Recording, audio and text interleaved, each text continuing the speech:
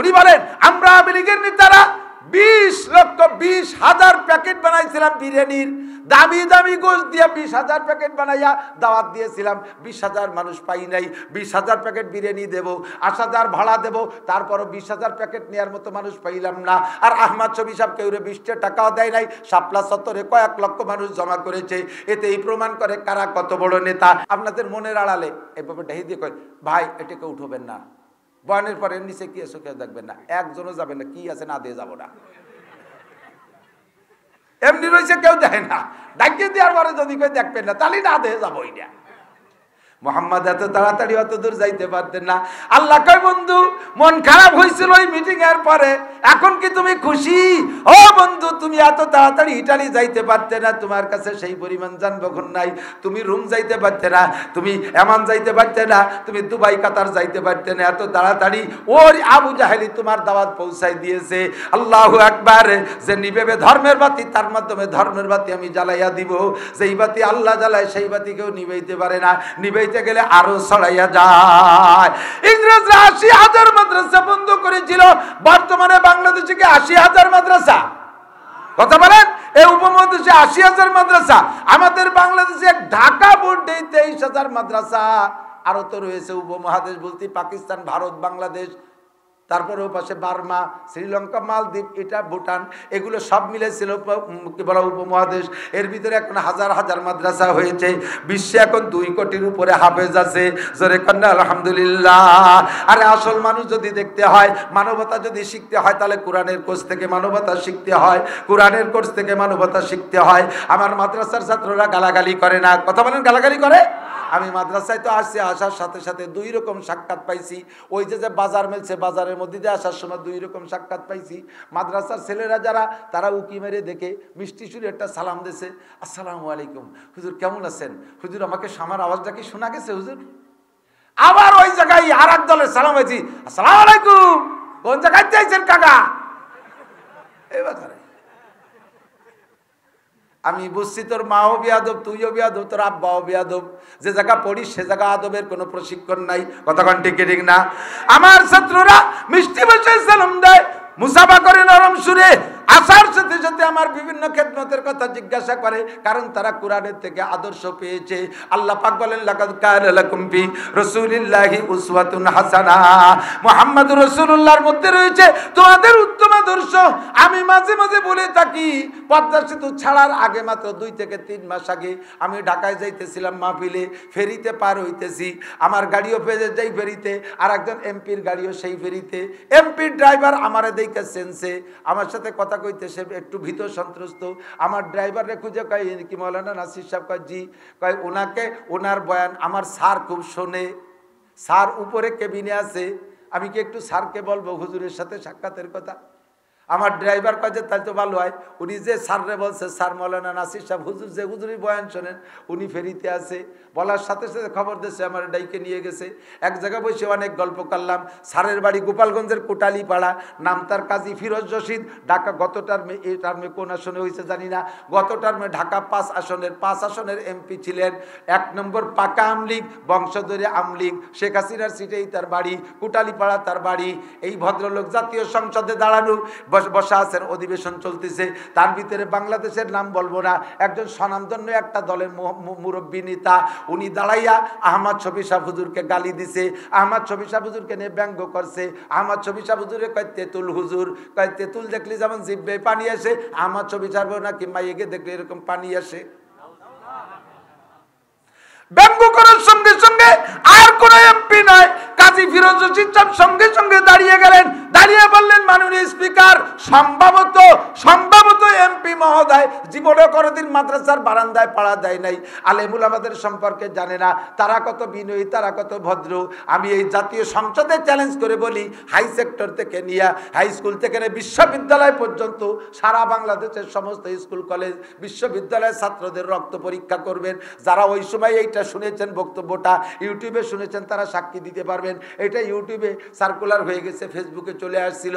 উনি বলেন সারা বাংলাদেশের সমস্ত হাই স্কুল কলেজ বিশ্ববিদ্যালয়ের ছাত্রদের রক্ত পরীক্ষা করবেন। প্রত্যেক 1000 সেলের রক্তের ভিতরে 500 সেলের রক্তের মধ্যে আবার গন্ধ পাওয়া যায়। 1000 ছেলের রক্ত পরীক্ষা করবেন, 500 রক্তের মধ্যে আবার গন্ধ পাওয়া যাবে। আমি জাতীয় সংসদে দাঁড়িয়ে চ্যালেঞ্জ করলাম, সারা বাংলাদেশের সমস্ত মাদ্রাসার ছাত্রদের রক্ত পরীক্ষা করবেন, একটা ছেলের রক্তের মধ্যে আবার গাজার গন্ধ পাওয়া যায় না। আল্লাহু আকবার। স্কুল কলেজের ছেলেরা 99% নামাজ পড়ে না, 1% তারা নামাজ পড়ে। তারা কোরআন তো পড়েই না, যত নোংরামি করে। পার্কে বসে বসে দুজন বসে তসবিহ টেপে আর দুনিয়ার আকাম কুকাম গাজায়া বা ফেন্সিলিন হিরোইনের আড্ডা জমায়। উস্তাদের সাথে বেয়াদবি করে, স্যারের মাথায় রাইফেল ধরে, কাটা রাইফেল নিয়ে ফিল্ডিং মেরে বেড়ায়। আমার মাদ্রাসার ছেলেরা একটা বোমাও বানাইতে পারে না। এদের নামে অনার্থক মিথ্যা অপপ্রচার। উনি প্রতিবাদ করেছিলেন, মাদ্রাসার ছেলেরা শেষ রাত্রি ওঠে, যে সময় দুনিয়ার সবাই নাকে তেল দিয়ে ঘুমাইয়া থাকো, কচি কচি বাচ্চারা শেষ রাত্রি উঠা 2 রাকাত তাহাজ্জুদ পড়ে মালিকের কাছে দরখাস্ত করে। আরে তোমরা যারা ঘুমাই আছো, তোমাদের জন্য তারা দোয়া করে, আল্লাহ দেশের মানুষকে সুখে রাখো, রাজা বাচ্চাদেরকে সুখে রাখো। মাননীয় যে এমপি মহোদয় অভিযোগ করেছেন, ওনার জন্য দোয়া করে মাদ্রাসার ছাত্ররা, ওনার জন্য ওনার বাপও দোয়া করে না, ওনার ছেলে মেয়েও দোয়া করে না, নিজে তো দোয়া জানেই না। ওনার বেঁচে থাকার দোয়াটাও ছাত্ররা করে, আহমদ শফির মাদ্রাসার উলামা ইকরাম করে। আর তাদের সম্পর্কে উনি মন্তব্য করেছেন, মাদ্রাসার ছেলেরা আল্লাহর রহমতে তারা অত দামি কিছু খায় না, ওরা পোলাও খায় না, ওরা ঘি খায় না, ওরা ডিম খায় না, ওরা সর্বি কলা খায় না। সকালবেলা ঘুম থেকে উঠে 4টে পান্তা ভাত কাঁচামরিচ দেখাইয়া আবার পড়তে বসে, 7 সবক চেষ্টা করে তারা ওঠে না। সকালবেলা 4টে ডাল ভাত খায় আর রাতের বেলা এভাবে কান্নাকাটি করে। সেই সমস্ত মানুষদের সম্পর্কে উনি বলেন, আমরা আওয়ামী লীগের নেতারা 20,20,000 প্যাকেট বানাইছিলাম বিরিয়ানির, দামি দামি গোশত দিয়ে 20,000 প্যাকেট বানাইয়া দাওয়াত দিয়েছিলাম। 20,000 মানুষ পাই নাই, 20,000 প্যাকেট বিরিয়ানি দেব, 8,000 ভাড়া দেব, তারপরও 20,000 প্যাকেট নেওয়ার মতো মানুষ পাইলাম না। আর আহমদ শফি সাহেব কেউ 20 টাকাও দেয় নাই, শাপলা চত্বরে কয়েক লক্ষ মানুষ জমা করেছে। এতেই প্রমাণ করে কারা কত বড় নেতা। এটা আমার কথা না, আমি ওনার কথাটাকে রিপ্লাই করতেছি, আমি ওইটাকে একটু রিলে করে শুনাইতেছি। আল্লাহু আকবার। যদিও আওয়ামী লীগের নেতা, আপনারা কে কি কোন দল করেন আমি জানি না, তবে ওনার ফ্যামিলির ভিতরে আল্লাহর রহমতের দিন আছে। উনি বলেন, আমি মাদ্রাসা করেছি, আমার আলাদা মাদ্রাসা আছে, আমার বাড়ি নিজের বাড়ির বিল্ডিং এর টাইলস কিনছি আমি 150 টাকা ফিট, আর আমার মাদ্রাসার টাইলস কিনছি 250 টাকা ফিট।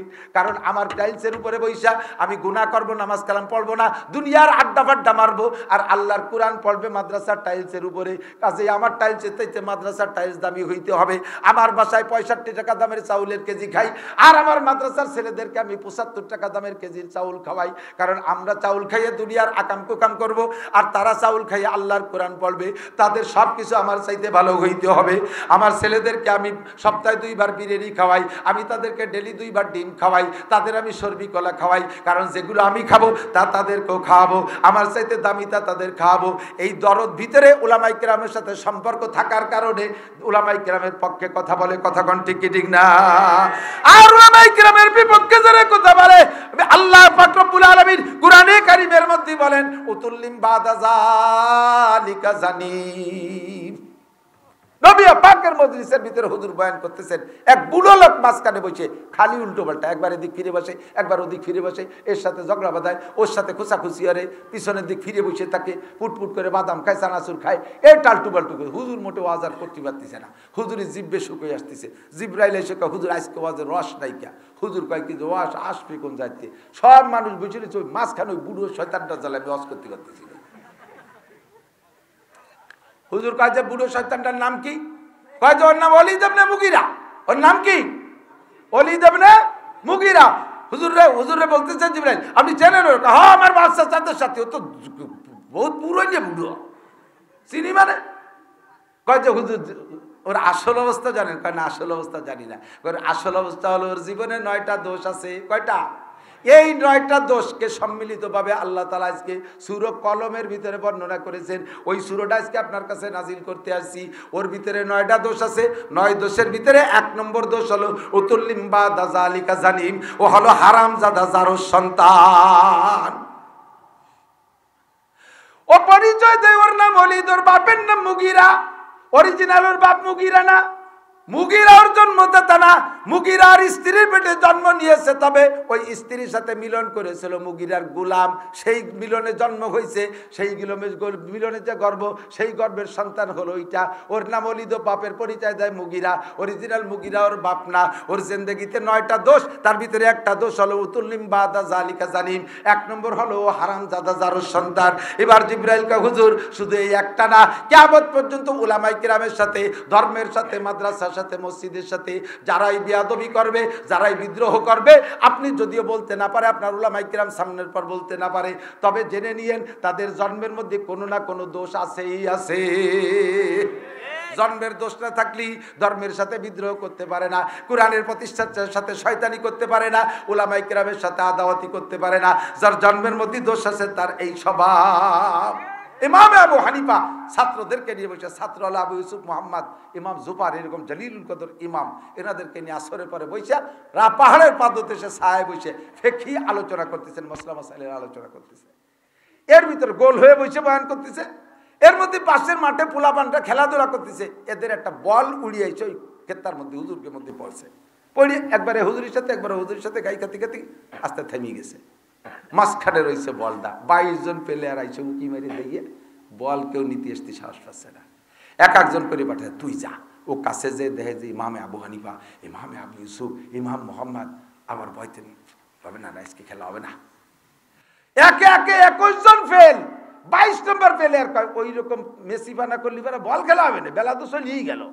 ও লাভটা যাই ওই গোলের মধ্যে, হুজুরকে ওই গেরের মধ্যে যাইয়া বলটা উঠেই নিয়ে আবার লাভ দিয়ে চলে গেছে। হুজুররা কেউ কিছু করে, ইমামে আবু হানিফা বললেন তদন্ত করে দেখো এই ছেলেটার জন্মের মধ্যে দোষ আছে। উলামায়ে কিরামের মধ্যে ছেলে আদব বোঝে না, আগের 22-21টা ছেলে ভদ্র, ওদের জন্ম ঠিক আছে, ভয়তে আর চলে গেছে, বলতো এখন দিয়েই দিতাম, বলতো এখন দিয়েই দিতাম, আমরা জানি পোলাপান খেলবে, দেখতেছি ট্রাই করতেছি অবস্থা কার কেমন। লাস্টে এইটা যে বেয়াদবি করে নিয়ে গেল, খুঁজে দেখো জন্মের মধ্যে দোষ আছে। কয়েকদিন পর ওই শাগরেদদের মধ্যে একজন আইসা আবু হানিফা রহমাতুল্লাহকে বলতেছে, হুজুর সত্যি খুঁজে পাইছি, ওই ছেলেটা যখন মাতৃ গর্ভে, তখন ওর বাপ আমার কাছে আসছিল মাসালা শুনতে, যে হুজুর ডাইরেক্ট হারাম না, ওটা হলো ইনডাইরেক্ট হারামজাদা, হালকা হারাম লাগছে, হালকা হারাম।